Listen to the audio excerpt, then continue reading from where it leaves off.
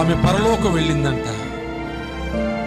కొంతసేపటికి పాతాళంలోంచి తన కుమార్తె అరుపులు వినపడుతున్నాయంట. మమ్మీ మమ్మీ, నువ్వు అక్కడున్నావేంటి, నేను ఇక్కడున్నానేంటి? నువ్వు యేసు ప్రభువుని నమ్ముకుని పరలోకం వెళ్ళిపోయావు, నన్నెందుకు నమ్మించలేదు? నాకు తలదువ్వావు,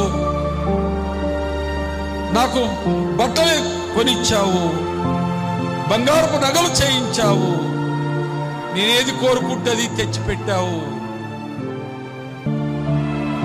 అల్లారు ముద్దుగా పెంచుతున్నావు నన్నని. నేను ఎలాగుంటే అలాగే నీవు ఆనందించావు. నీవు యేసు ప్రభువుని నమ్ముకున్నావు, చర్చికి వెళ్ళేదానివి, నన్ను రమ్మని అడిగావు, నాకు అర్థం కాక రాలేదు. నన్ను లోకెళ్ళొద్దానవు, అదే నాకు తప్పు చేస్తే నేను హాస్పిటల్కి రానంటే నన్ను లాక్కెళ్ళవా?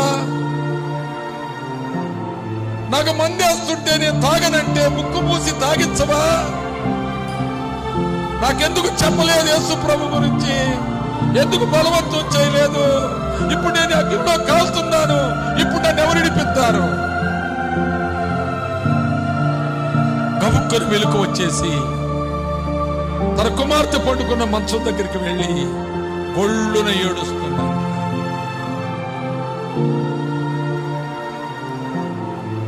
నీకు కూడా అలాంటి కళలు ఏమన్నా కావాలా? నీవు నమ్మితే నీ భర్త నమ్మాడా? నీవు నమ్మితే నీ భార్య నమ్మిందా? మీరు నమ్మితే మీ పిల్లలు నమ్మారా?